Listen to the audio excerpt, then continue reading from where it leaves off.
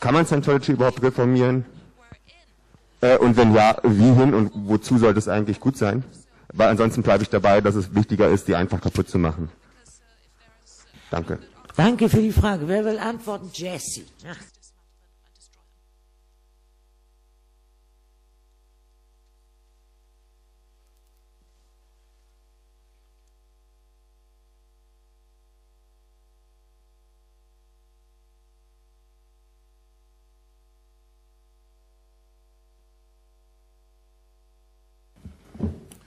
First off, that was an excellent question. Can Scientology be reformed? You have to ask yourself, reform to what? Scientology, let me just say this. When L. Ron died, they did an autopsy on him. And in the autopsy, you know, they did the blood work, and they found the substance Vistaril in his system. Vistaril is a drug that's prescribed by psychology and psychiatrists and doctors for people that suffer anxiety. Scientology, we just heard Jerry talking stuff, hates psychology, hates psychiatry, for the most part are against any type of medical treatment because Dianetics and Scientology are supposed to heal to a greater or lesser degree. So what is there to reform? The hypocrisy of the organization stinks to high heaven. You have the founder, the originator of the religion, taking these drugs, but not allowing the other people to get the benefit of medical. So what is there to reform? That's what I say.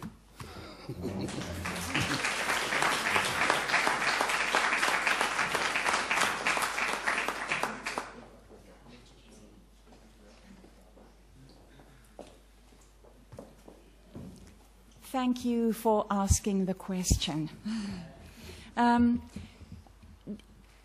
thing we need to have very clear in our minds is the way Scientology was set up and it operates, its ideology. The way Mr. Hubbard presented himself to the world was that he was perfect, he was always right, always correct. He never made mistakes. Everything he said and did was as it should be to achieve helping people, making people better, and improving the world with the ultimate goal of salvaging the planet, as he put it. The followers believe the same. That ideology continues to this day. How do you reform someone who thinks everything he says is right, everything he does is right, and will never admit to a mistake? Never. So the question is, how do? Yes, I think that the group does need reform. I am completely in favor of reform. The question is, how do you go about it? We know for certain that head-on, direct challenges do not work. Because the more we challenge, the more we sue, the more they stand and fight back. That is not workable. So if somebody else has an idea as to which way we can go with this, we'd be really welcome. I think some other way is necessary.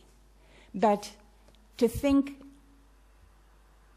for me, when I think of sitting down and having a pleasant conversation with a Scientologist and trying to get them to look at something alternate, it makes me sick to my stomach. And maybe it is only because of my track, the history that I have in Scientology.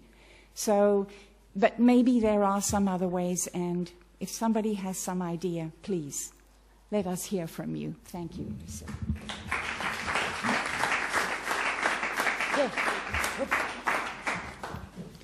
Yeah, I think that was a good question also, and it's one that's worth probably more than 5 or 10 minutes of discussion.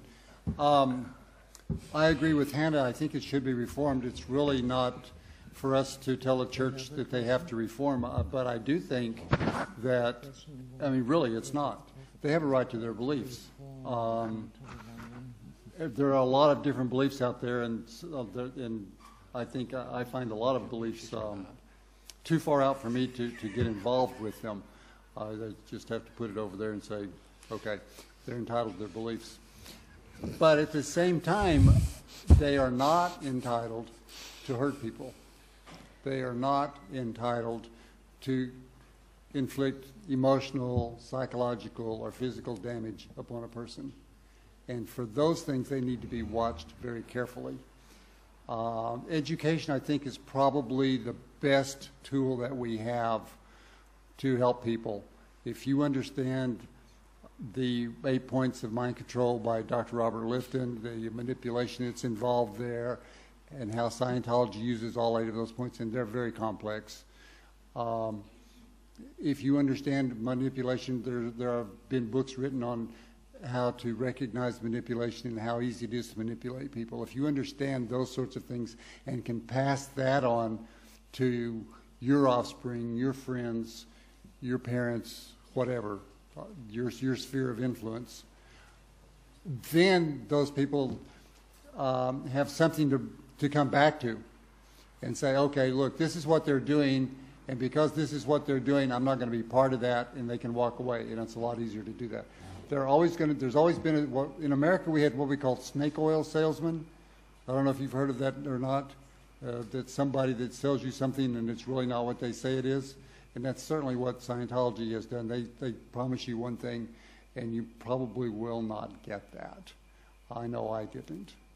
But yeah, I think that they just need to be watched. People need to be educated. I think that's the best way to do it. And there should be penalties. You know, if they break the law, there should be penalties. I don't believe they're a church. I really don't. I think that they may have some religious beliefs, but I don't believe that they are engaged in church-like activities. It's very hard for me to believe that part. Thank you.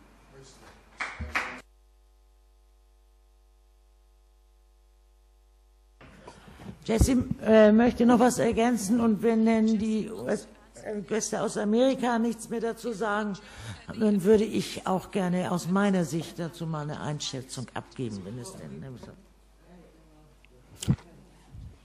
I just wanted to make one clarification, if I could, on the point of reform.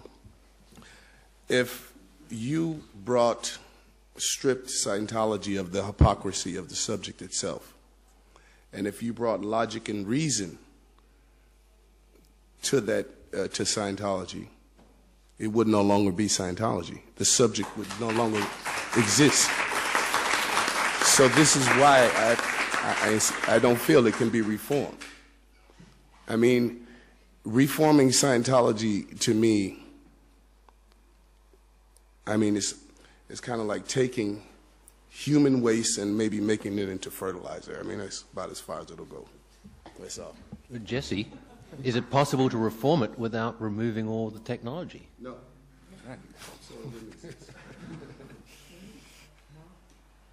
Yeah, the one thing I was going to say is that in the United States, in terms of reform, one of the things that I'm doing is I'm trying to get the laws, the labor laws, enforced in regards to Scientology. Currently, Scientology pays $250,000 a week to 5,000 employees. That's how much they make. All 5,000 employees are paid $50. Adds up to about $250,000 a week. If the labor laws were enforced in regards to Scientology, that amount would go up from $250,000 a week to $4 million a week. So they would be paying out over $200 million a year in labor costs. They don't make $200 million a year internationally. So for them to have to pay that amount just in the United States, I think that alone would reform it pretty quickly. So people ask me, is it a business, is it a religion, or is it a cult? I say it's a business. It's, in the end, it all boils down to the money. That's what Scientology is about. It's the only philosophy that exists where you have to pay every single step of the way, and they charge inordinate amounts of money for products that they produce. They produce lectures that cost. They released a set of lectures this past January, and the lectures consist of 130 CDs in these plastic binders, and they released that to their members, and they're charging their members $7,500 for this set of lectures, 130 CDs. Now, I worked at the place that produced the CDs, and I, for a fact, know that it did not cost them more than $100 to produce those lectures, but they're selling them for $7,500. So for someone to say that it's not about the money hasn't actually looked at the subject. And in terms of reform, I think that is one of the I think it's one of the straightest paths to reforming them, because if they don't have any money, then that's it. It's over. So, you know, that's what I'm doing. So.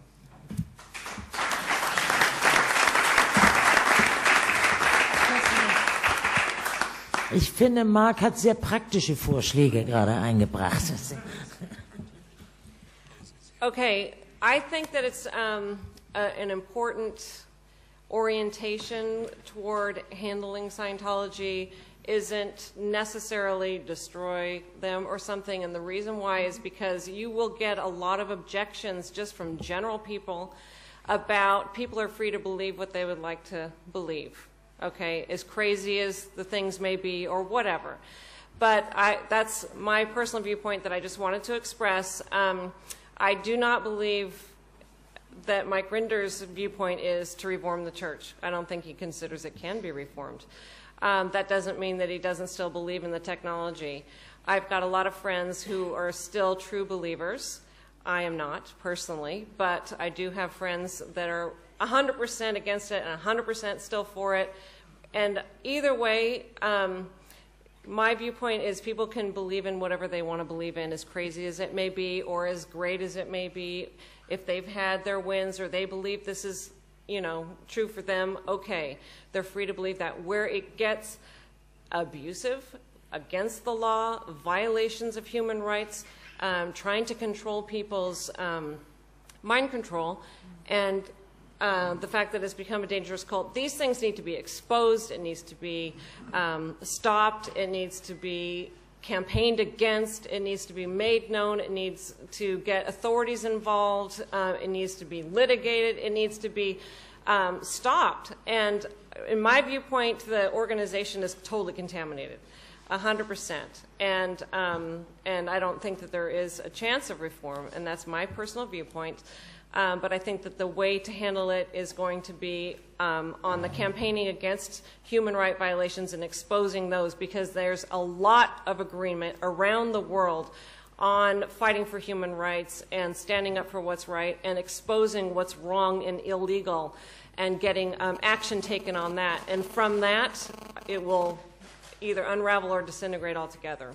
Yeah.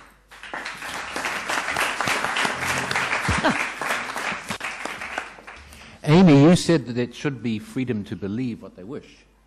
But shouldn't there be full disclosure required as well, just like with a medical procedure, that you know what you're buying into, you know what you're going to get as you go up the bridge? That's a major factor, is when you get into Scientology, you don't know what you're getting into.